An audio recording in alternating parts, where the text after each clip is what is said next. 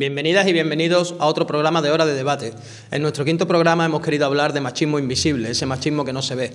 Para ello, en la mesa contamos por fin con Paloma Manzano, socióloga y miembro de Podemos Ceuta, que fue candidata al Senado. Bienvenida. Gracias. También con Paloma Coleto, otra que se nos ha resistido a venir, también socióloga y también miembro de Podemos Ceuta. Bienvenida. Gracias. Son nuestras dos palomas. Y para completar la mesa, Ángel Quero, que repite con nosotros, profesor de Antropología en la UNED. Bienvenido también. Hola, gracias. Buenas tardes. Como siempre en el programa, antes de comenzar con el debate, vamos a ver un zapping introductorio, si os parece, y nada, dentro zapping. Principios del siglo XXI en España. Una media de 70 mujeres al año son asesinadas por sus parejas.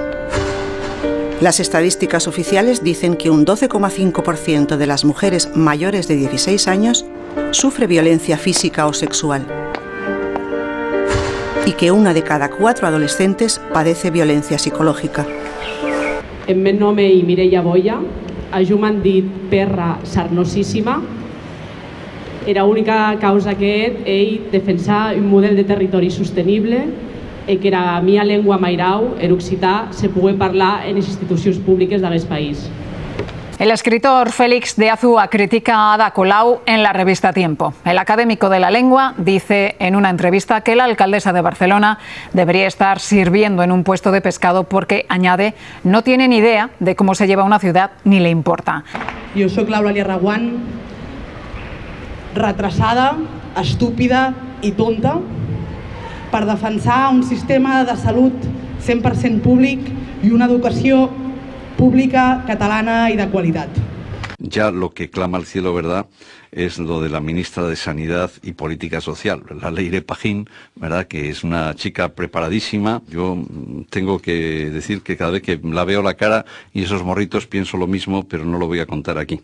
Bon dia, soc l'Anna Gabriel, però soc una puta, traïdora, amargada i malfollada, i l'únic que venia a fer és a defensar uns països catalans lliures, socialistes i feministes i a recordar la impunitat de l'extrema dreta, pel Guillem Agulló i pel Carlos Palomino. Volviendo a cuestiones políticas, le decía que usted también ha sido muy crítico con Mónica Oltra, la vicepresidenta de la Generalitat Valenciana, por ofender a la bandera española. Vamos a ver. Yo a una señora jamás le puedo perder el respeto. De cabida a otras personas mejor preparadas. Y por favor, cambie de estilista. Pues me parece realmente triste que a lo mejor pues un grupo, ¿no?, un grupo pequeño que quiera acabar con esas cosas, ¿no?, con estas señoras que se asomaron ahí en el balcón del ayuntamiento, que los niños se asustaban, salían corriendo, pues decían, mamá, que vienen las brujas, que no son los reyes, ¿no? Entonces, claro, le faltaban las escobas, no sé, es una payasada de mal gusto, con todo mi respeto a los payasos, ¿eh? ¿Por qué una buena parte de los adolescentes y jóvenes que ha crecido en la igualdad de derechos para hombres y mujeres no identifica las conductas machistas? ¿Qué peso tienen aún los estereotipos de género? ¿O el mito del amor romántico? ¿Cómo se está resolviendo la división sexual del trabajo? ¿Quién está asumiendo la responsabilidad de las tareas domésticas y los cuidados? ¿Qué tipo de machismo nos queda? ¿Es un machismo que no se ve o que quizá no sabemos ver? Como siempre, comenzamos con la pregunta del minuto. Si bien en el vídeo introductorio veíamos esos datos en contraposición al terrorismo machista, que es un terrorismo que nos ha dejado en la última década más víctimas que toda la violencia de ETA en su historia, nos habla de un machismo invisible, ese machismo que no se ve pero que está ahí en la sociedad. Y entonces la pregunta... Creemos que el debate es más interesante que verse sobre ese tema a un nivel más pedagógico, porque es el reto que tiene el feminismo en países desarrollados como España, ¿no? Todo el mundo te va a condenar la violencia física contra la mujer, pero ese machismo que está ahí y que no se ve, no se condena precisamente quizás porque no se vea, ¿no? Entonces la pregunta, aunque luego profundizaremos sobre el tema en un minuto, que me digáis qué es ese machismo que no se ve y de qué manera se manifiesta. Empiezo por ti, Ángel. Pues buenas tardes, gracias. Bueno, creo que el machismo lo que ha hecho ha sido, o necesariamente, ha tenido que cambiar y ha tenido que disfrazarse. Las actitudes machistas claras y evidentes del pasado hoy no son tolerables, al menos no son tolerables en nuestra sociedad, en muchas otras. En otros países del mundo sí que se siguen dando, pero en nuestra sociedad, evidentemente, y en una sociedad democrática no son tolerables. Por lo tanto, es lógico que haya tenido que disfrazarse, y sea un machismo más líquido, más disperso, a pequeñas dosis, quizás. El micromachismo, el término no me gusta, me recuerda siempre a los juguetes, a los cochecitos chicos. Pero sí ese machismo invisible, que en muchas ocasiones, bueno, en gran parte de las ocasiones pasa desapercibido, ¿no? Y concretamente luego hablaremos, yo concretamente lo enfoco al tema de salud, de género y salud, donde sí que hay unos sesgos que cuando visibilizamos nos damos cuenta, y entonces somos conscientes. Creo que nuestra labor es sobre todo visibilizar esas actitudes. Gracias. Paloma Coleto. Pues bueno, el machismo que no se ve, yo creo que es sobre todo el patriarcado, ¿no? La base del sistema. Vivimos en un sistema donde el gobierno, el poder, está en manos de hombres, cualquier tipo de poder, el político, el económico, el social, el religioso, y bueno, pues todas esas actitudes que antes nos parecían mal porque las veíamos muy claras, ahora se han, como ha dicho Ángel, ¿no?, se han modificado y se han adecuado a un nuevo estatus. Entonces, el eliminar, el ignorar, el burlarse de aquellas personas que luchan por la igualdad o que quieren un lenguaje inclusivo y que quieren que en las políticas públicas se introduzca, ¿no?, el sesgo de género y la transversalidad, pues todo eso es el machismo que no se ve, aquel con el que convivimos diariamente, el que convivimos diariamente y bueno, con el que tenemos que luchar cada día. Muy bien, gracias. Paloma Manzano, tu minuto. Bueno, pues ya ellos lo han dicho prácticamente todo. Yo diría que hablaría de actos y de pensamientos que menosprecian el papel y la figura de la mujer, que son muy sutiles, que son inconscientes en muchas ocasiones, como ha dicho él, que se da en pequeñas dosis, pero que sin embargo tiene grandes consecuencias y graves consecuencias, y en los datos nos podemos apoyar para ver que esas consecuencias son importantes en la vida diaria de las mujeres. Muy bien, muy breve. Eres la primera persona que viene al programa y no aprovecha el minuto entero. Me gusta ya porque como tú dices, es que los dos compañeros antes ya han dejado casi, bueno, la compañera y el compañero, vamos a hacer las cosas bien, ya han dejado casi migado el tema, ¿no? Y siguiendo un poco esa misma línea de ese machismo invisible que se ve hoy en día, hace poco en el cine se ha estrenado la película Sufragista, una película que me han comentado es maravillosa. Yo no he tenido la oportunidad de verla, pero que sí sabemos de lo que va, y va de mujeres que a principios de siglo luchaban por reclamar el derecho al voto, ¿no? En la película se nos muestra cómo a estas mujeres se les ridiculiza, se las ningunea, se les trata como cuatro locas que están ahí, ¿no? Y cualquier persona que vea la película hoy en día se pone de parte de esas mujeres. Todo el mundo acepta que hoy en día las mujeres tienen derecho al voto y que incluso formalmente tienen los mismos derechos que el hombre, ¿no? Pero sin embargo, muchas de esas personas que se pueden poner de parte de estas mujeres y su lucha por el derecho al voto son las mismas personas que hoy ridiculizan a otras mujeres que están luchando por según qué derechos, ¿no? Como la igualdad del cobro, que se reconozca el trabajo doméstico, el lenguaje inclusivo que tú citabas antes, que es una cosa con la que se hace mucha burla y mucha sorna. Y en ese sentido, profundizando en el machismo invisible, os dejo ahora barra libre para que, si queréis, profundicéis más en el tema, nos pongáis ejemplos de este machismo invisible que se practica en la sociedad y cómo podemos luchar contra él. Lo dejo a vuestra elección. Empieza quien quiera. Pues empiezo yo, no quiero ser... Seguimos el mismo orden. Seguimos el mismo orden, vale. Bueno, pues quizás yo lo aplicaría, esos ejemplos que nos pidió, yo lo aplicaría al campo de la salud, que es el que más domino, más controlo. También empezando por decir que los profesionales de la salud pues no somos entes aislados del resto de la sociedad y nos afectan los mismos estereotipos de género que al resto de la sociedad, y nos dejamos llevar por los mismos prejuicios, los mismos estereotipos y las mismas categorías de roles de género. Y esos estereotipos también dirigen nuestra mirada y dirigen nuestra acción cuando tenemos que tratar a pacientes. Y nos dejamos llevar por esos estereotipos, de la misma forma que nos van a afectar cuando vamos a tratar a personas de otros orígenes culturales, de otras inmigrantes, etcétera. Nos va a afectar también en determinadas ocasiones cuando tenemos que hacer diferencias de género. Lo más interesante es que cuando yo digo a lo mejor en clase a los alumnos de enfermería, o cuando se lo digo a otros profesionales de enfermería, que en nuestra labor profesional nos dejamos llevar por esos sesgos de género, nadie se lo cree. Entonces hay que empezar a poner ejemplos concretos donde eso sucede y entonces cuando luego te das cuenta. Tengo algunos ejemplos, ¿no? Pero, por ejemplo, uno de ellos, el infarto de miocardio. El infarto de miocardio es una enfermedad, una patología mucho más frecuente en hombres que en mujeres, lo cual es cierto. Pero resulta que la mortalidad es mucho mayor en mujeres que en hombres, lo cual es cierto también. Estudios muy recientes demuestran que ese aumento en la mortalidad, esa mayor mortalidad de los infartos de miocardio en mujeres es debido a que el tratamiento se inicia mucho más tarde en mujeres que en hombres, una media de unas 2 horas. El tratamiento precoz en el infarto de miocardio es un factor muy importante para conseguir la supervivencia. Por lo tanto, retrasar el tratamiento es un factor de mortalidad.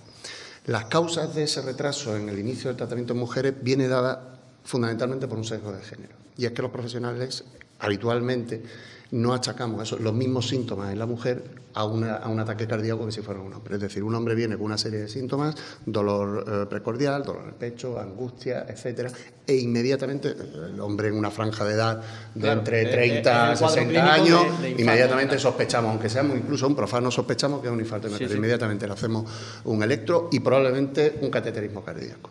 En la mujer se tiende mucho más a pensar que esos mismos síntomas que son de los nervios.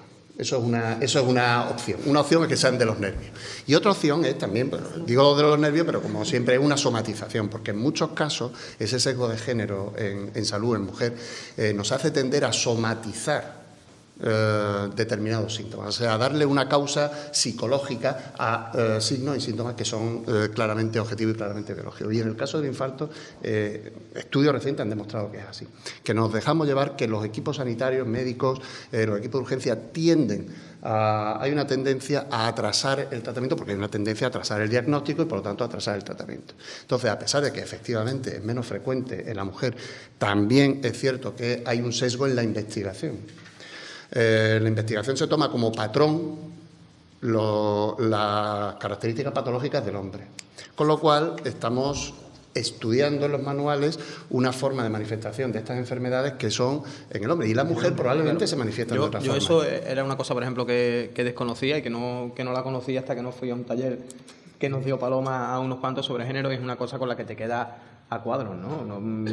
Luego hay gente que te dice que el machismo no existe, que este machismo no está, pero en el propio tratamiento de la medicina... Yo no sé si es machismo, porque yo creo que el machismo exige, o una característica del machismo es que haya cierta intencionalidad en la acción, ¿no? Esto que te digo lo hacemos de forma inconsciente, o sea, lo puede hacer profesionales con una conciencia de género adecuada, pero estamos incluidos dentro de esta sociedad y dentro de estos estereotipos. Si vamos a la raíz de por qué eso pasa así, ahí en la raíz sí vemos el machismo, porque lo que importaba era curar al hombre. Yo creo que volvemos a hablar de poder. O sea, ¿quién ha tenido acceso al poder? ¿Quién estudiaba cuando se estudiaba medicina? ¿A quién mandaban a la escuela? ¿A quién mandaban, por supuesto, ya a la universidad? Ni nos lo imaginamos. O sea, el acceso de la mujer a los estudios superiores ha sido muy tardío, y las mujeres que estudiaban en aquella época se escondían bajo el nombre de sus maridos, porque si no, pues eran brujas, eran locas o eran unas mujeres, unos marimachos, ¿no? Que eso... Entonces, yo creo que el tema de la medicina es que es súper curioso. Además, a mí me resulta una de las cosas que siempre utilizo en mis talleres, porque es muy llamativo. O sea, realmente en la medicina, que es algo universal, supuestamente, que nos venden como universal, las mujeres no estamos estudiadas. Entonces, lo que acaba de explicar él ocurre diariamente. O sea, y somos eso, somos unas locas, somos unas histéricas, y todos son los nervios, todos la ansiedad y las hormonas. O sea, y no saben ni lo que... Y jamás nadie se ha puesto a estudiar hormonas. Entonces, igual, ¿no? Cualquier mínimo cambio en el sistema generaría un avance. Yo, a raíz de lo que él comentaba, no solamente en la medicina, o sea, ese sesgo sexista, ¿vale?, que podíamos equiparar a machista, ocurre en la política, en el hogar, en el empleo, ya lo he dicho antes, o sea, en la religión. Las mujeres monjas nunca jamás van a poder llegar a mandar, por mucho que sean más creyentes, más puras y que un cura, entonces, por ejemplo, ¿vale? Hablando de la religión católica. El acceso a la política, pues nos pasa lo mismo. Nosotros, en el sistema en el que vivimos, se nos endosa, ¿no?, la mochila de ser madres, ser mujeres y ser cuidadoras, y ocuparnos del papel reproductivo. Y dicen, tenemos que entrar, ¿no?, el feminismo lucha porque las mujeres entren en igualdad de condiciones al empleo. Y entonces entramos ya en la puerta giratoria. Nosotras salimos al empleo, volvemos a entrar a casa.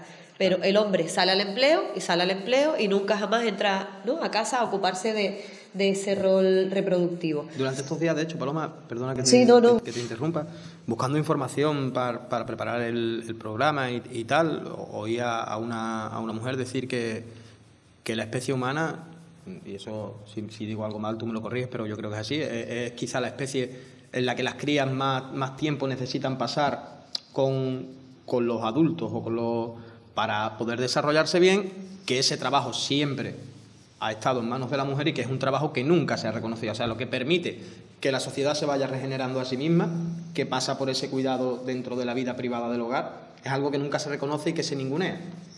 Y claro, nunca llega a la vida pública. Luego tú dices, si quieres llegar a la vida pública, pues sales y trabajas como los demás, pero luego cuando vuelvas a tu casa sigues haciendo ese trabajo que nadie quiere visibilizar y al que parece que no le damos importancia. Mira, a mí algo, ya me callo, ya te dejo a ti, Paloma. A mí algo que me gusta, ¿no?, de la economía feminista es el valor que le dan al trabajo reproductivo. Y entonces hacen una comparación muy sencilla. Una tortilla de patatas en casa, ¿cuánto vale? Nada, la hace mamá o la hace alguien. Y con esa tortilla de patatas alimentamos a la familia. Salimos a un restaurante, nos ponen una tortilla de patatas, ¿cuánto vale? Pagas lo que sea, ¿no? Y encima te parece que está buena. Y si no, muchas veces ni te quejas, aunque lo estés pagando. En casa, esa tortilla de patatas no tiene sal y es, hay que ver qué sosa está la tortilla, hay que ver no sé qué. Eso por un lado. Luego, esta economía, ¿no?, este papel reproductivo permite que la sociedad se reproduzca fuera. O sea, permite que la sociedad sea productiva, porque si en casa no se nos cuida, en casa no se nos alimenta, no se nos baña y no se nos educa para poder desempeñar una labor social externa a la del hogar, la sociedad se habría acabado. Entonces, el no darle el valor a ese trabajo reproductivo, no darle el mismo valor que el trabajo productivo, ya es otro fallo del sistema de base. O sea, hasta que no rompamos determinados patrones de conducta machistas y patriarcales, no vamos a poder avanzar. Yo un poco en la línea que tú estás contando de que no se valora el espacio reproductivo de la mujer, donde tradicionalmente ha estado la mujer. Yo estuve una vez en una jornada y uno de los talleres se denominaba economía doméstica y eran unas señoras peruanas. Entonces, la pregunta que esta señora nos ponía, un caso práctico de una familia en Perú, en una ciudad de Perú imaginaria, ¿no? Y la pregunta era, si el marido está trabajando en la otra punta de la ciudad, con lo cual va coge transporte público, etcétera, etcétera, tienen 2 hijos, un hijo y una hija, y la mujer trabaja en casa, si muere uno de los dos, ¿cuál es el que más afectaría a la vida familiar? Claro, la respuesta de la mayoría de la gente es, hombre, si muere el padre, que es el que está trayendo el dinero a casa. Claro. Pues esas señoras nos demostraron, con números y cifras, que si muere la madre es mayor catástrofe que si muere el padre, porque con todos los servicios que el padre iba a tener que comprar, o sea que contratar en el exterior, ¿vale? Para el cuidado del niño, de la niña, para el cuidado doméstico, resulta que no llegaba a final de mes, ¿vale? Entonces es una prueba de que el trabajo doméstico es un trabajo, no, con esto no estoy diciendo, ni diciendo que haya que pagar a todas las empleadas de las casas, pero que son trabajadoras y que trabajan mucho y que no se les reconoce, como dice Paloma, estoy totalmente de acuerdo, y se menosprecia y se desvalora ese trabajo. Y bueno, yo un poco me voy a lo que tú comentabas, al tema de las sufragistas, porque yo cuando lo pongo mucho de ejemplo, en aquella época el hecho de que una mujer votara era impensable, o sea, lo veían como una locura, y aquellas mujeres las torturaron por reivindicar el derecho al voto. Y en la actualidad muchas cosas que ahora mucha gente pueda tachar de locura, espero que algún día lo vean con la misma naturalidad que nosotras vemos ahora el voto femenino. Sí, perdona. Y yo, cuando empiezan a echar tierra al feminismo, porque yo lo vivo y cada vez que digo que soy feminista, miro como mucha gente me mira jocosa y se ríe, a lo mejor no dicen nada, pero se ríen, o te dicen, pero las feministas son todas unas locas. Yo les digo, pues estás ofendiendo a muchísimas mujeres que lucharon porque hoy tú estés votando. No me parece justo que diga que las feministas son unas locas, pero es que el hecho de que se diga que las feministas son unas locas no deja de ser consecuencia de un sistema machista que quiere desprestigiar las reivindicaciones feministas y todos aquellos movimientos, igual pasa por ejemplo con la ecología, que pone en tela de juicio el sistema establecido, el sistema de poder establecido, todo eso, ese mismo sistema lo menosprecia, le quita todo el valor que tiene y se ríe de él además. Tú decías que era lo que te quería puntualizar. Espero que algún día estos reclamos que se hacen desde el feminismo no se consideren una locura dentro de un tiempo, ¿no? Por ejemplo, yo me he fijado que tú en tu misma intervención te has moderado a ti misma y has dicho, yo solamente pido que se reconozca el trabajo que hace la mujer en el hogar y tampoco estoy diciendo, ¿no?, como anteponiendo un poco, cuando en realidad no es ninguna locura. O sea, yo, por ejemplo, si pensamos en el ama de casa tradicional en la sociedad española, te encuentras a una persona que durante toda su vida ha estado trabajando, como ha explicado antes Paloma, para la familia, para tal, y luego cuando llega a su edad de jubilación no ha cotizado en ningún sitio, no hay... O sea, y eso si tú lo reclamas ahora tal cual, dicen, a partir de mañana todas las mujeres que trabajan en el hogar, ya no que cobren, pero por lo menos que coticen a la seguridad social por estar trabajando en el hogar. Sería una locura. En la sociedad sería un revuelo. Y parece algo lógico, ¿no? Y dices, bueno, pues si asumimos que es trabajo. Incluso cuando hablamos de este, por retomar un poco el tema, de este machismo que no se ve, yo también quería la puntualización que has hecho tú de cómo se ridiculiza el machismo, ¿no? Cómo se hace pensar, al feminismo, para el imaginario colectivo, que el feminismo al final pues son, malamente dicho, 4 lesbianas con camisa de cuadro que están locas y que lo único que quieren es dar por saco, ¿no? Y sin embargo, cuando tú profundizas y te pones a estudiar la corriente feminista, te encuentras con que tiene un contenido académico impresionante y ese contenido académico está invisibilizado. Yo he tenido que renovar tres veces el libro que tengo ahí de la biblioteca porque es que me cuesta, porque es un libro complejo. Él te habla de la construcción del género, algo que nunca se ha planteado nadie en la filosofía, porque todos los filósofos han sido hombres hasta ahora. Es una cosa muy compleja que se ningunea de una manera brutal, y eso es otra forma de machismo que no se ve, ¿no? El tratamiento que se hace de la propia corriente feminista. Sí. No sé si queréis... Yo voy a contar una anécdota. El otro día con un compañero de trabajo entró en discusión conmigo sobre el tema del concepto ya en sí del feminismo, diciendo que no debería de llamarse feminismo, debería de llamarse igualitarismo. Entonces, claro, yo digo, ¿igualitarismo de quién? Si estamos hablando de las mujeres, ¿por qué no se va a llamar feminismo? Porque la igualdad la tenemos que alcanzar diversos colectivos, también los colectivos de discapacitados, también la inmigración, tienen que conseguir ese estatus de igualdad real, no de derechos, sino de igualdad real. Entonces, ¿por qué hay tanto miedo a llamarle feminismo? Y nada, no había manera. Lo curioso es que él está estudiando oposiciones y en las oposiciones entra el tema del género.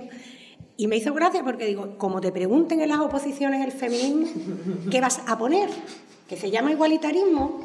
Porque te van a pegar un cero que te cagas, ¿no?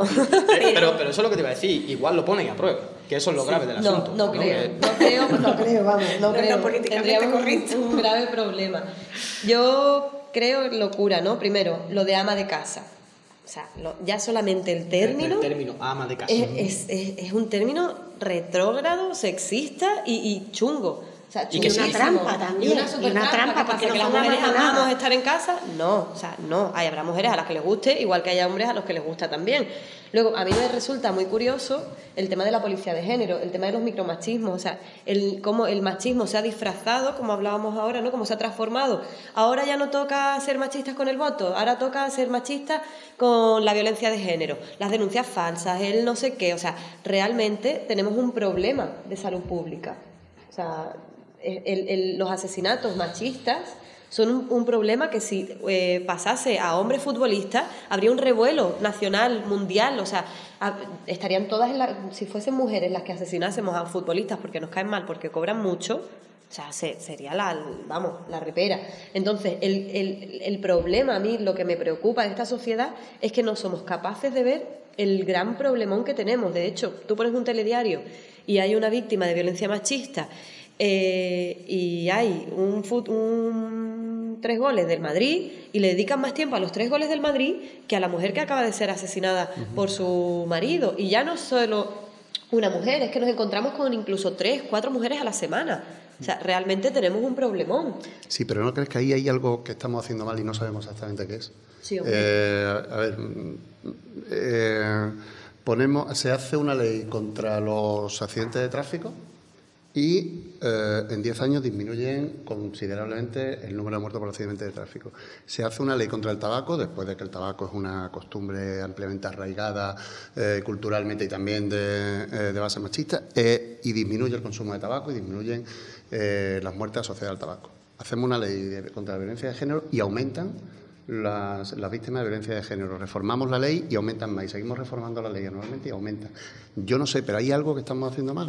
Tenemos que... Pero yo no creo que aumenten, sino que se visibilizan. Porque no existen estadísticas hasta que salió la ley de violencia de género. Claro, hablo desde la ley de violencia de género. Y sin embargo sí sabemos que hay dichos como la mujer en la casa con la pata quebrada, que está reflejando una violencia de género, ¿no?, de la época de ahora y de antes y de la época de Franco y de la Segunda República y de la Primera entonces no es que haya más, es que ahora las estamos viendo.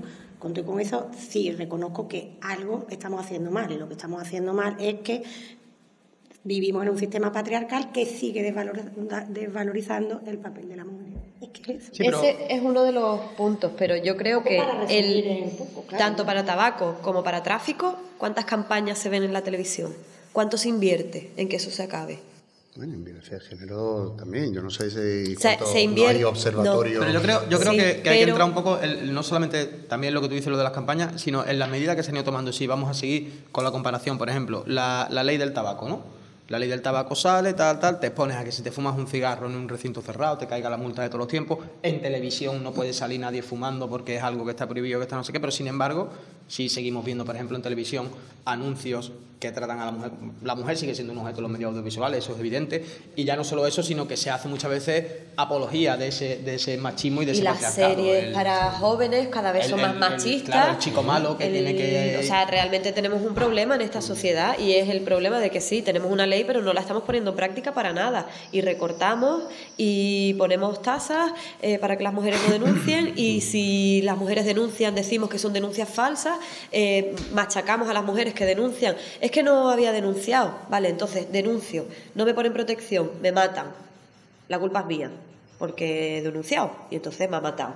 No denuncio, me mata, es que no he denunciado. O sea, encima que me matan, la culpa la sigo teniendo yo. Entonces, el problema yo creo, de esta ley es que no está habiendo educación para la igualdad en los institutos y en los colegios. O sea, realmente los niños siguen reproduciendo los roles que ven en sus casas. Sí. Y yo entiendo que a los de 30, 40 años no les podamos cambiar. Pero a los niños que son completamente moldeables sí que... Pese a que en su casa, que es donde se educa, vean que hay una realidad que es machista, pero si tú en el colegio lo contrapones y lo peleas y lo machacas a los profesores y a las profesoras, en esto tiene que ser algo prioritario. O sea, ¿cuántas veces se habla de seguridad vial a los niños en el colegio? ¿Cuántas veces se les habla? Es que mi hija de 4 años viene hablándome de los semáforos rojo y verde y no ha venido diciéndome a los niños no pueden pegar a las niñas, por ejemplo. Entonces, claro, pero a eso está claro que en la educación es donde está la base de todo. Hay que acompañar con otras muchas cosas, porque, por ejemplo,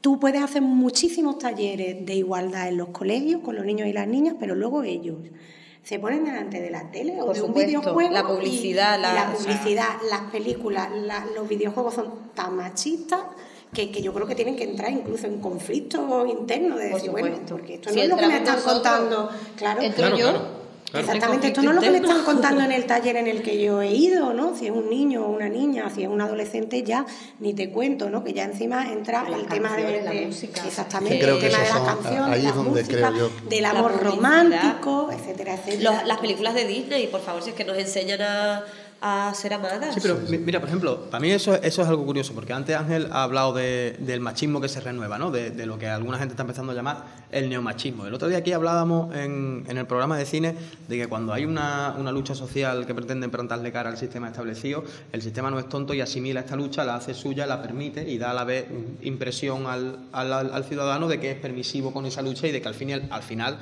por ejemplo, un sistema no puede ser racista cuando permite la lucha porque se erradica el racismo, ¿no? Entonces la gente es como que entiende, no, aquí no vivimos en una sociedad racista precisamente porque hay gente luchando por erradicar el racismo. Y pasa un poco lo mismo con lo del feminismo, no, aquí ya estamos en igualdad porque hay feministas, ¿sabes? Y se permite, y además, como decía en la pregunta, formalmente todo el mundo hoy en día te dice que un hombre ha matado a una mujer, pues ese tío es no sé qué, no sé cuánto, y todo el mundo eso lo condena. Pero si yo ahora al salir de aquí me voy para esa puerta y le abro la puerta a Paloma y le digo, pase usted, señorita, eso es algo que muy poca gente ve mal. Incluso se ve como algo bueno. Es como, claro, hombre, ábrele la puerta a la señorita, ¿no? Y yo siempre digo, los mayores primero. Claro, pero yo creo que por esas pequeñas cosas...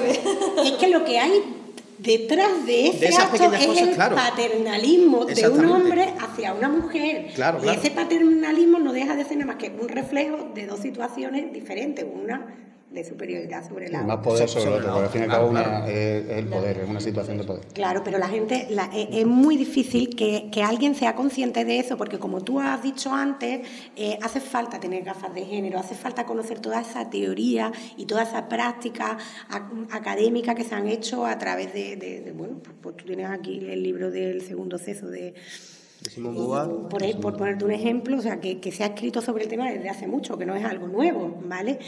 Y el lenguaje es un tema que lo quiero un poco en línea a lo que tú estás diciendo. O sea, la gente no es consciente de que el lenguaje también es dañino. Claro, la gente cuando tú le hablas de lenguaje inclusivo se lo toma como un poco a cachondeo, ¿no? Incluso hay gente que te dice, pues yo eso lo veo una tontería, o no es por culpar a las mujeres, pero también hay mujeres que te dicen, pues yo no me siento excluida cuando alguien dice todos, es como es lo que ha sido toda la vida, es lo que ha sido.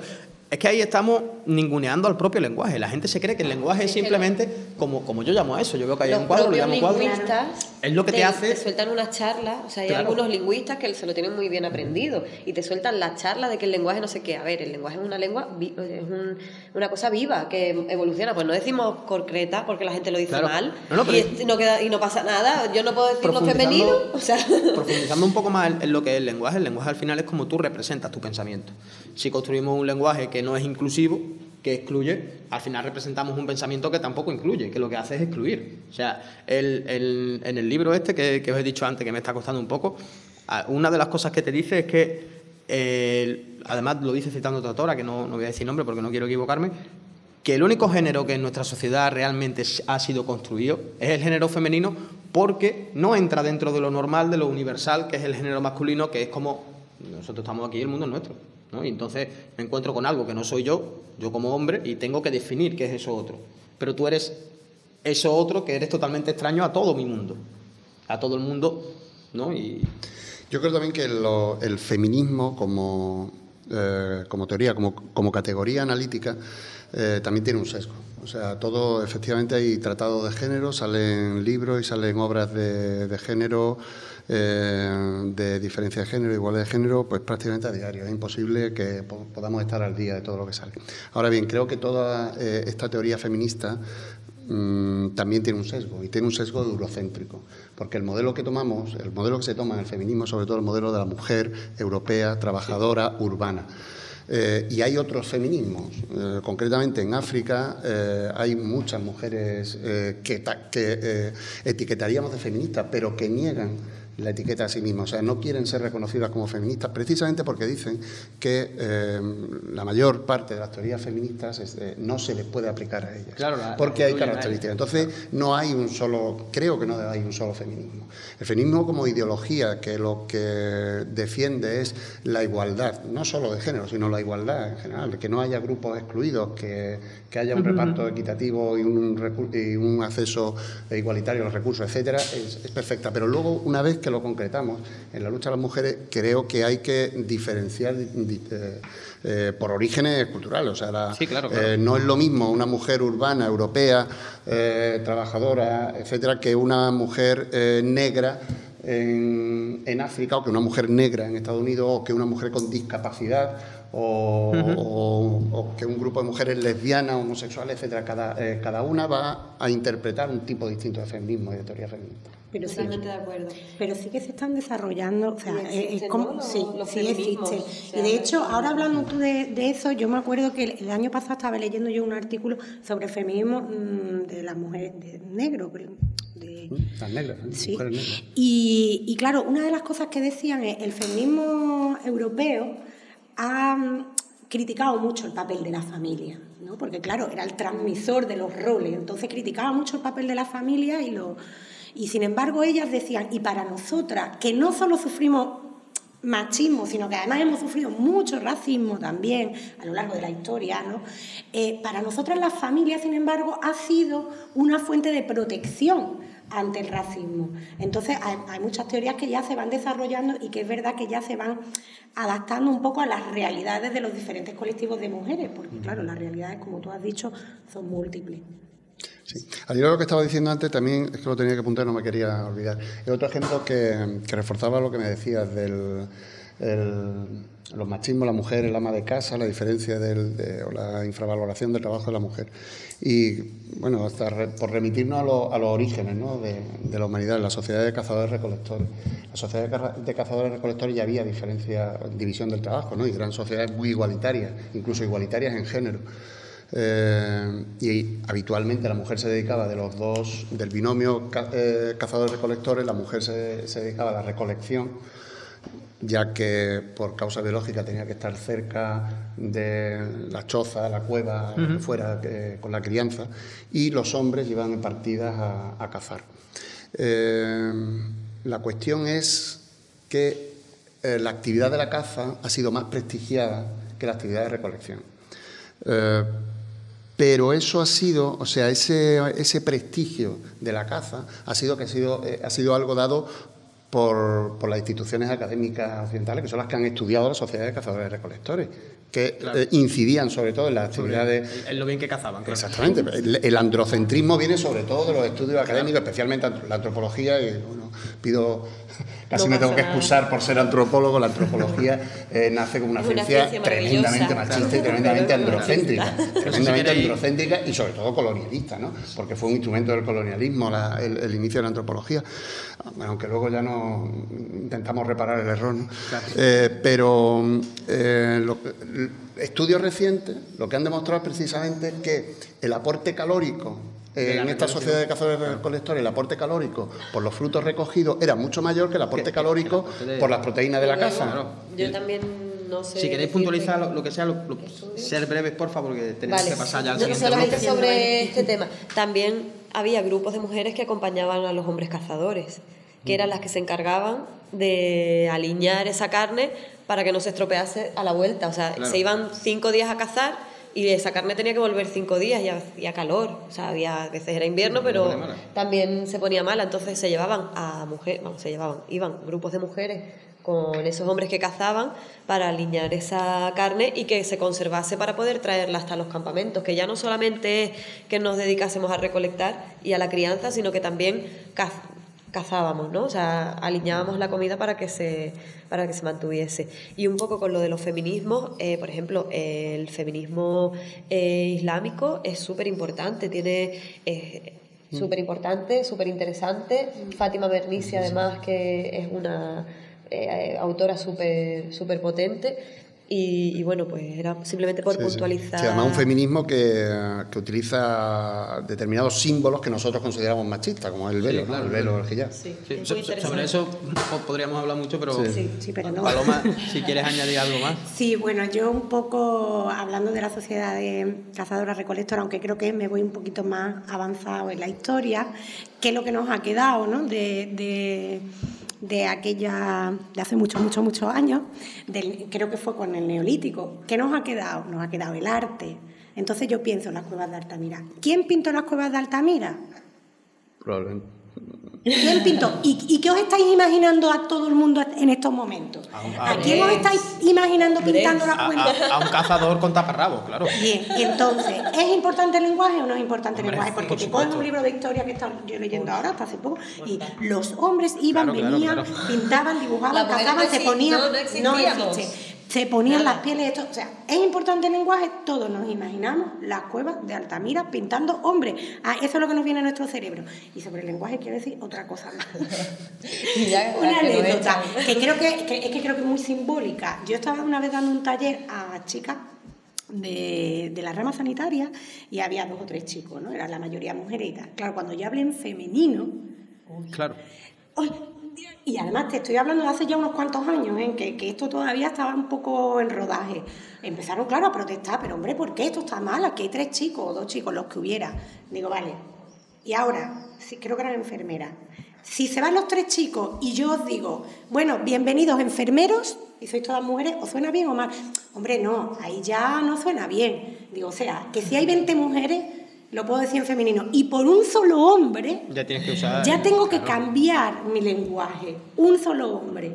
Yo creo que es muy simbólico. Que vale mucho más. Yo utilizo el término enfermera. Perdonadme. Yo utilizo el término enfermera como genérico, porque además predominan las mujeres en el... Pero es que además me gusta más y me identifico más con el concepto que arrastra enfermera que con el que arrastra enfermero. Porque es que no es lo mismo socialmente. Enfermera sigue teniendo... No, claro, esa base de los cuidados. Un sesgo, o sea, claro. Sí, a mí que se llame enfermera, no. O sea, habría que buscar enfermero y enfermera. ¿Por qué? Porque un enfermero no es una enfermera, es un hombre enfermero y es como las maestras. Claro. Las maestras son maestras, pero los maestros se les llama profes. La seño y el profe, la señorita y el profesor. O sea, ese lenguaje hay que eliminarlo y es fundamental, hay que empezar a hablar o en genérico. Pero es que hay que cambiar la idea en la sociedad. Voy a hacer una confesión hoy, hoy a todos. Yo todavía lo he pensado y todavía no me atrevió a presentar un día el programa diciendo simplemente bienvenidas a Hora de Debate. Claro, bienvenidas personas. A las personas. Claro. Sí. Para el siguiente lo voy a hacer, lo prometo. Vamos a pasar a la siguiente pregunta ya. Vemos como en la vida pública todo lo que tiene conceptos de masculino, de masculinidad, se ve como algo positivo, está bien visto, y sin embargo con lo femenino no. Me explico. Un hombre que se pone a hacer política ya tiene el género masculino, lo tiene él por ser hombre, ¿no? Entonces él se puede permitir ser gracioso, ser simpático, emocionarse, incluso no se lo puede permitir, sino que se le recomienda. O sea, si se te puede caer una lagrimilla con algo que estupendo. Sin embargo, la mujer, primero, cuando accede a la política, por el ejemplo que he puesto, tiene que masculinizarse. O sea, tienes que ser como Thatcher, ¿no? La dama de hierro, tienes que ser muy tal. Y nunca jamás en la vida se te ocurra mostrar tu lado femenino. No se te ocurra reírte, no se te ocurra que se te caiga la lagrimita, porque si te ríes eres una payasa, y si te cae la lagrimita es que eres blanda y te mandan a limpiar pescado, como en el vídeo veíamos, mandaban a Ada Colau. Partiendo de esta base, pensamos dos cosas fundamentales: nuevas masculinidades y la feminización de la política. ¿Opiniones y qué pensáis de ello?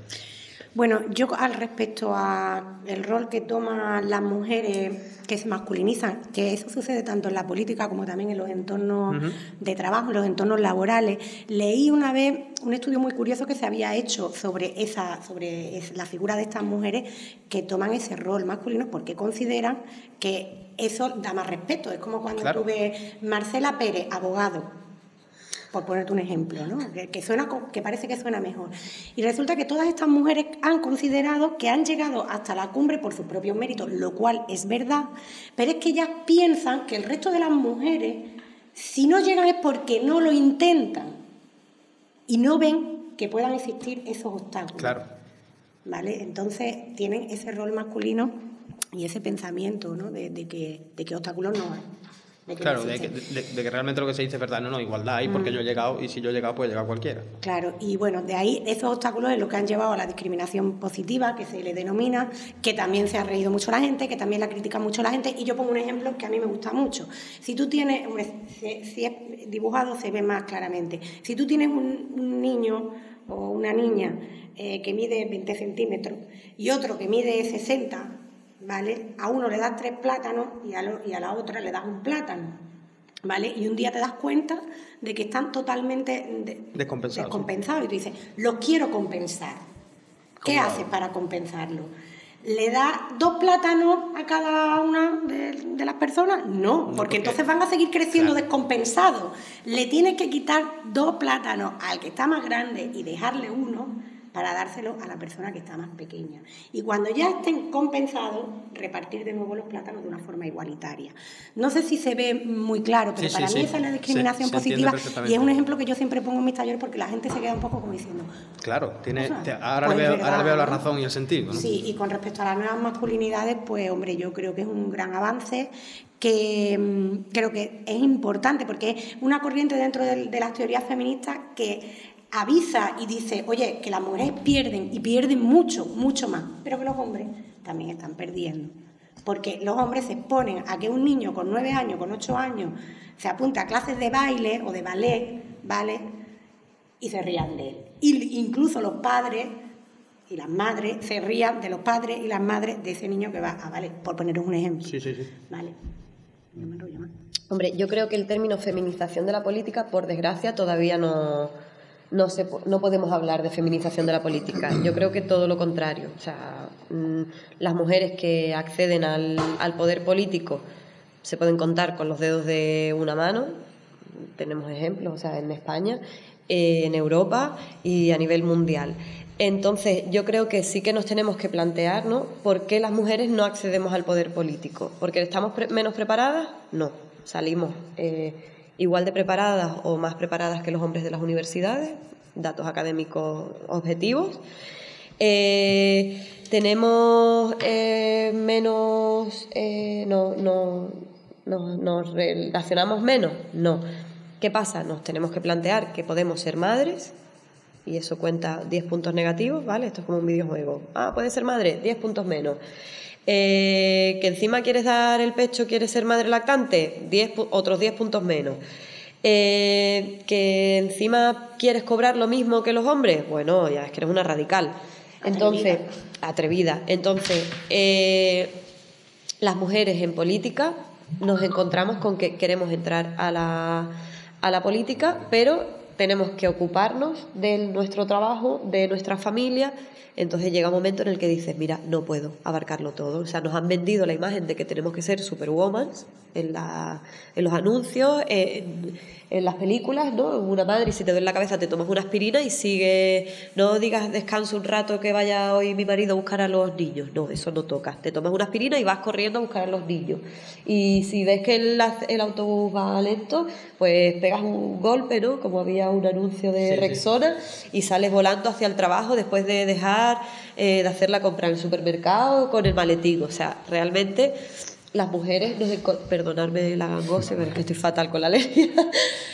Las mujeres nos encontramos con una serie de limitaciones y de techos que vamos rompiendo barreras, pero es que volvemos a lo de la puerta giratoria. O sea, hasta que los hombres no ocupen su papel de padres cuidadores, su papel de hombres cuidadores, nosotras no vamos a poder ocupar el papel que tradicionalmente han estado ocupando los hombres. Eso por un lado. Y luego el tema de las nuevas masculinidades es súper interesante, y uno de los temas que además deben empezar a trabajar súper fuerte es el tema de la policía de género que he nombrado antes. ¿Por qué? Porque ahí está, ¿no? Un niño se quiere apuntar a ballet, nos reímos del niño. Un hombre tiende la lavadora de su ropa junto con la de su mujer y de sus hijos y es un calzonazo. Un hombre se ocupa de sus hijos y hay que ver cómo te tienen, pobrecito, y la otra tomándose la copa. Bueno, es que si no es al revés. O incluso si debate sobre, no sé por qué esto me ha pasado, ¿no? Es como debate sobre feminismo, sobre tal, tío, pero no te tire piedras sobre tu techo, es como... Por ejemplo, entonces, esos hombres y algunas mujeres que quieren mantener ese estatus, ¿no? Ese patriarcado, esos roles de género y estereotipos, pues se llaman policía de género, y a mí me parece que es uno de los trabajos más importantes, uno de los retos más importantes que tenemos el feminismo y las nuevas masculinidades, porque hasta que no digan, mira, hasta aquí, y ese micromachismo convertido en policía no les deje respirar, pues no van a poder seguir avanzando y poder ocupar su papel como padres, cuidadores y hombres amos de casa. Sí, yo respecto al feminismo en la política, la verdad es que lo echo mucho de menos y espero que en un futuro muy próximo sea así. Pero sea así no ya porque haya más mujeres en política, no me refiero a un número. Exactamente, o sea, por unos valores en política. Unos valores que tienen que ser inspirados precisamente por esos valores que vienen del feminismo como igualitarismo. Como igualitarismo y que como defensa más que defensa, eliminación de las minorías excluidas, la sostenibilidad, el agotamiento de los recursos, todo esto algunos de esos términos son de la política patriarcal. O sea, cuando hablo de feminismo en política, lo que echo de menos es asumir nuevos valores inspirados del feminismo.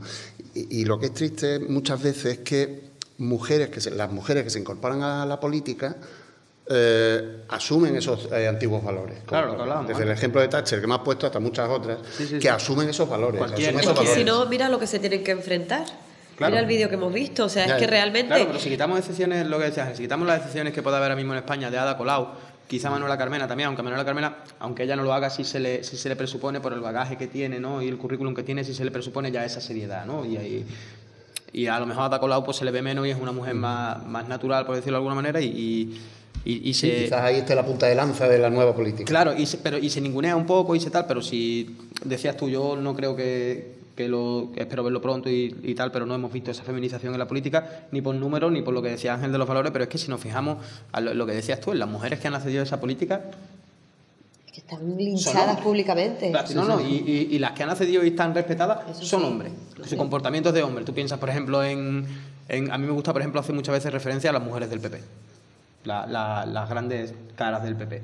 Al final, el comportamiento que tienen no es un comportamiento que reivindica derechos de la mujer o que... Soraya, en el debate a 4 que tuvimos, le decía a las niñas que no dejasen que el novio le mirase el móvil. Así es como ella pretendía luchar. Son meros eslabones y transmisores de una política de partido, una política decidida en el partido y está ahí. Entonces hacen eso, una política decidida en ese caso. Respecto a las nuevas masculinidades, pues sí, lo que pasa es que yo creo que hay nuevas masculinidades de sentido opuesto. Aparecen unas nuevas masculinidades en sentido progresista, en sentido de querer asumir estos nuevos roles. Pero también surgen los contrarrevolucionarios, ¿no? Surgen aquellos que se refuerzan, ese refuerzo identitario del macho alfa, ¿no? Ese representado por Tom Cruise en Magnolia, que es esa figura del macho alfa recalcitrante y que defiende esos valores que hoy en esos valores 50 sombras de Grey, no hay que irse... Claro, no hay que irse. Sí, pero 50 sombras de Grey ha sido bestseller especialmente en mujeres. Pues porque es lo que nos venden. Si ese es el problema. O sea, realmente pero hay que comprarlo. Te lo venden, pero lo tienes que comprar. No, sí, pero nos han educado para que eso nos guste. O sea, tampoco podemos ser tan paternalistas. O sea, tenemos que asumir es el también... único, o sea, es como nos han vendido que era como una revolución sexual. O sea, era como, se habla de sexo en un libro, en una novela. Y cuando yo cogí ese, pues yo me lo he leído, sé de lo que hablo porque, bueno, el último ya no pude acabarlo, porque ya eso ya era demasiado.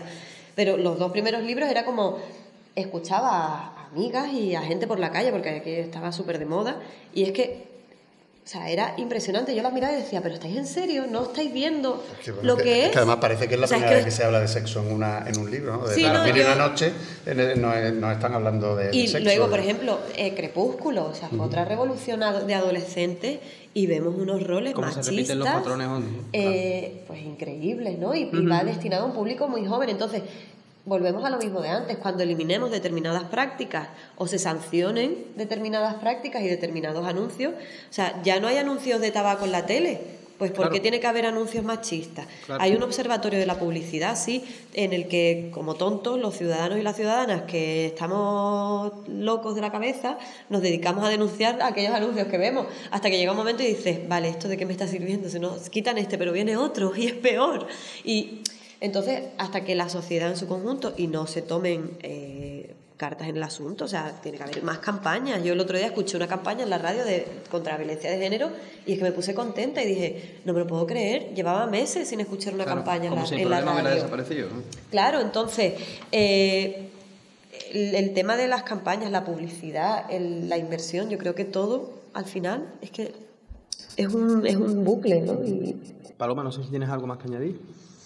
¿No? Pues aquí entre nosotros y quizá mis compañeros de realización me regañen un poco porque esta pregunta no estaba en el guión. Me gustaría hablar un poco, hablábamos antes del machismo, ¿no? Llevamos todo el programa hablando del machismo y de la concepción, decía Ángel, de que el feminismo ha sido más que nada de Europa y ha sido una lucha que no se tenía en cuenta. A mí me gustaría hablar del tema del género y de la perspectiva del género. Cuando nos ponemos a analizar el género, nos damos cuenta de que conforme se va desarrollando además la teoría machista, se va dando cuenta ella misma de que muchas veces excluye. Había un feminismo europeo que excluía a otros tipos de feminismo. Y el decir vamos a construir género hombre-mujer, ahí para empezar ya estás discriminando a muchísima gente de la población, ¿no? Y te aparece el colectivo LGTB que te plantea una serie de dudas que son muy importantes. ¿Qué géneros en esa sociedad del mañana en la que por fin, como decíamos antes, esto no parezca una locura, qué géneros vamos a construir o qué concepción de género vamos a tener? ¿Vamos a seguir en un binomio hombre-mujer con posibles como mujer lesbiana o ¿no? con posibles accesorios o creéis que lo que realmente es necesario es ser más amplios de mira y ver qué género construimos? Yo creo que aquí hablas de dos cosas. O sea, una cosa es la biología, aunque una mujer se enamore de otra mujer, sigue siendo una mujer, y un hombre se enamora de un hombre, sigue siendo un hombre. Y otra cosa es los estereotipos, ¿no? O sea, lo que tenemos que hacer por ser mujer o por ser hombre. Eso por esas dos, exacto, esas dos cosas. Pero hablando de biología, o sea, que yo creo que un poco por donde tú ibas la pregunta, ¿no? De hombre-mujer, sí, pero... Sí, no, pero precisamente lo que tú dices, tú biológicamente puedes nacer de una manera, puedes nacer de otra, pero el género es algo que se adquiere. Pero para que tú adquieras ese género solamente hemos creado dos posibilidades hasta ahora, que es ser hombre o ser mujer. Exacto. Se ha eliminado, por ejemplo, a las personas intersexuadas. Pero yo no hablaría de gustos sexuales. No, o sea, no tiene nada que ver. No tiene nada que ver. O sea, hablamos de hombre, mujer y personas que nacen intersexuados, que es que nacen con medio aparato reproductor de una cosa y medio de otra. ¿Y qué se hace con esas personas? Se normalizan. Muchas veces sin que ni siquiera los padres lo sepan. O sea, les cogen, les cortan lo que les sobra y tome, usted tiene aquí su niña. O al revés, entonces, o los hormonan a saco sin que esa persona nazca. O sea, sepa realmente. Exacto, sepa realmente. Entonces yo creo que volvemos a lo mismo. Me parece súper interesante además. Tenemos que dejar de hablar de hombre y de mujer y de hablar de personas. Punto. Claro. Hombre, mujer, ¿qué más da lo que seamos? O sea, que es necesario para después el tema médico, ¿vale? O sea, es que es muy complicado. Claro. Pero sí que la intersexualidad, volvemos a lo que tú has dicho de los sexos de género en los tratamientos, o sea, la normalización de las personas que no son normales, aquí entraría pues eso, ¿no? ¿Qué es ser normal y qué no es serlo? Es que hasta la diferenciación sexual, o sea, siempre tendemos a decir, o sea, bueno, el sexo es biología, género es cultura, el sexo es construido biológicamente, el género es construido socialmente y culturalmente. Sin embargo, resulta que el sexo también es construido culturalmente.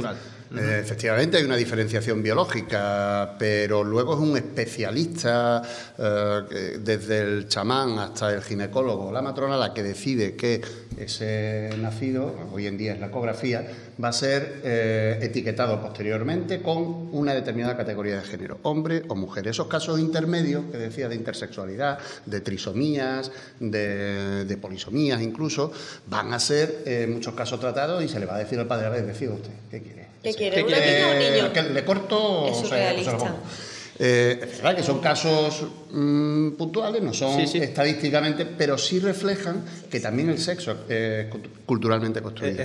Y respecto al género, esa dicotomía que en nuestro caso, en nuestra cultura, insisto en nuestra cultura, es tan radical y que cualquier postura intermedia es excluida o ha sido tradicionalmente excluida o relegada o incluso quemada en la hoguera, como Juana de Arco o algunas otras. Insisto, esa es nuestra cultura, porque somos muy etnocéntricos también y tendemos a pensar, y en el género también pasa, que lo naturalizamos todo y tendemos a pensar que como es aquí es así en todo el mundo. Y no en todas las sociedades es así. En la sociedad indígena americana existen ejemplos de tercer género, los verdaches, que eran pues hombres habitualmente que decidían voluntariamente en un momento dado que no querían seguir siendo hombres, se vestían de mujer, dejaban de ir a cazar bisontes con los compañeros, se vestían de mujer, se afeminaban, adoptaban un rol femenino y sin embargo su prestigio aumentaba. Eran solicitados por el resto de los individuos de la tribu para actividades de sanación, como chamán. En general, su prestigio aumentaba. En la India hay una casta, que es la casta de los hijras, que son travestidos. Travestidos y transexuales. Normalmente se emasculaban, le amputaban los genitales y adoptaban un rol femenino. Eran hombres eunucos. Y eran también tenían un gran prestigio social, eran muy respetados. Se les llamaba también, eran contratados para fiestas y para bodas, y eran muy respetados hasta la colonización británica, que llevó la moral victoriana, y esto que burrada es, todavía fueron marginados, y una marginación que llega hasta ahora, en la que hay algunas ONGs que están intentando recuperar el prestigio que tenían los hijos. En África existen los ejemplos de la mujer marido, que son mujeres que se casan con otras mujeres y que son socialmente reconocidas y socialmente aceptadas en sociedades, salvo ahora, porque esto en zonas de Etiopía, en Somalia y demás, que han sido invadidas por el integrismo islámico y que han sido barridas también del mapa. O sea, son costumbres ancestrales, pero que han sido barridas. Lo que quiero decir es que tenemos ejemplos que nos dicen que entre los humanos es posible que tengamos figuras de tercer género, intergénero. Y que probablemente, en lugar de tomarnos el género como un binomio, como una dicotomía, tenemos que tomarlo como un continuo. Como un continuo en el cual hubiera cierto voluntarismo para situarnos cercanos ya a la teoría queer, situarnos en un punto, en el otro, más cercano a un punto, más cercano al otro, incluso a lo largo de nuestra vida. Digo, bueno, yo nací, que me gustaba mucho, pero ahora he ido cambiando, ahora me voy a ir situando en función a mi evolución biológica. ¿Paloma? Bueno, me ha gustado mucho lo que nos ha estado contando él. Yo recuerdo que el año pasado salió una noticia, lo que pasa es que, claro, no recuerdo bien en qué país fue, pero creo recordar que fue en un país europeo y ya empezaba a reivindicarse el tercer sexo, y era una persona que decía que ella ni era masculina, o él, bueno, sí, es una persona, ella, que lío ya. Ya que no sabemos, es que nos faltan conceptos, son conceptos tan nuevos que nos faltan las palabras y nos faltan términos. Sí, tenemos que construir nuevos términos. Yo no le hice un seguimiento a aquella noticia, a posteriori no se lo hice, pero la verdad es interesante, porque además se reivindicó y salió en medios de comunicación que ni adquiría un rol femenino ni adquiría un rol masculino, porque ella esa persona no era ni hombre ni mujer, ¿no? La noticia tenía mucho más contenido, yo ahora lo estoy simplificando porque no lo recuerdo mal, ¿no? Pero que al parecer ya se ha abierto por ahí una vía reivindicativa, ¿no? De bueno, lo que están diciendo los compañeros, que no tiene por qué ser la categoría hombre o la categoría mujer, ¿no? Sino que en medio hay otras alternativas. El problema de las categorías son categorías tan rígidas, con una lista de condiciones, de etiquetas tan rígidas, que romperlas casi siempre en sociedades tan rígidas como la nuestra. Es que luego nos analizamos y nos comparamos y hacemos una comparación con otros y resulta que somos nuestra sociedad es la más rígida en la interpretación del género y en la interpretación de la diferencia de género. Ángel, que interrumpa, porque ya me están regañando, como anunciaba antes de hacer la pregunta, de que me iban a regañar. Os pido un minuto de conclusiones breve. Recuerdo el tema del debate, que era el machismo invisible, y como hacía antes, empiezo por ti, Ángel. Un minutito para concluir. Bueno, pues creo que la mejor forma o la mejor manera que tenemos de hacer visible ese machismo, estos estereotipos de género, es precisamente hacerlo visible, ¿no? O sea, en muchos casos estos machismos no son, quiero decir, sí, que son reflejos de una tradición patriarcal, pero que cuando los visibilizamos a través de talleres, a través de la educación, básicamente, y se hacen conscientes, los jóvenes se hacen autoconscientes, en la mayoría de los casos, afortunadamente, se intenta evitar. Por terminar un poco en salud, los estereotipos en salud y la diferencia, los sesgos de género en salud, creo que visibilizar esa diferencia es importante, es fundamental para evitar estos errores diagnósticos, errores en el tratamiento, incluso errores o sesgos en las investigaciones que nos van a hacer luego tratar de forma... O sea, esperemos que venciéndolo tratemos de forma mucho más correcta a nuestros pacientes. Muy bien, gracias. Paloma. Pues yo creo que un poco acabar como empezamos, ¿no? O sea, el que se visibilice, como bien has dicho tú, es fundamental la reeducación, ¿no? La eliminación de los sesgos machistas, de los sesgos sexistas. Yo creo que hay que invertir mucho en educación, ya no solamente invertir económicamente, sino invertir recursos políticos, humanos y sobre todo, ¿no? Creo que es fundamental el visibilizar el problema de la violencia machista, o sea, el recalcarlo, el trabajarlo y el lograr, creo que es uno de los grandes retos que tiene la sociedad en este momento, eliminar la violencia contra las mujeres. Creo que es fundamental las campañas, la publicidad, el eso y...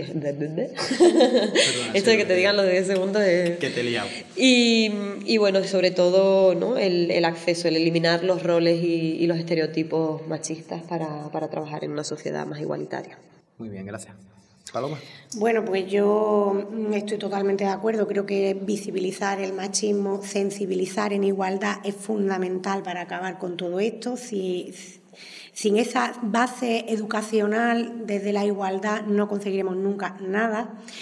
Y yo en cualquier caso también quiero invitar a quien nos escuche a que realmente conozca el feminismo, a que lo investigue, a que lo lea, a que lo analice desde el corazón y se dé cuenta de que realmente no estamos locas ni locos, ni buscamos cosas destartaladas, o sea, que es que buscamos la igualdad, buscamos la justicia, y invito a eso, a que lo vean por sus propios ojos, sin que nadie se lo tenga que decir, que lo lean, que lo estudien.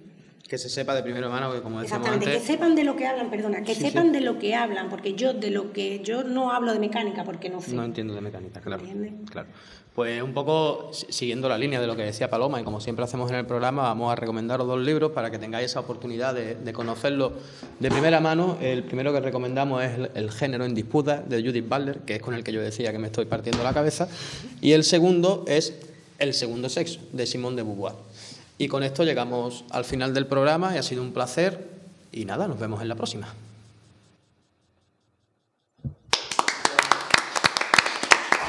¿Cuánto ha durado?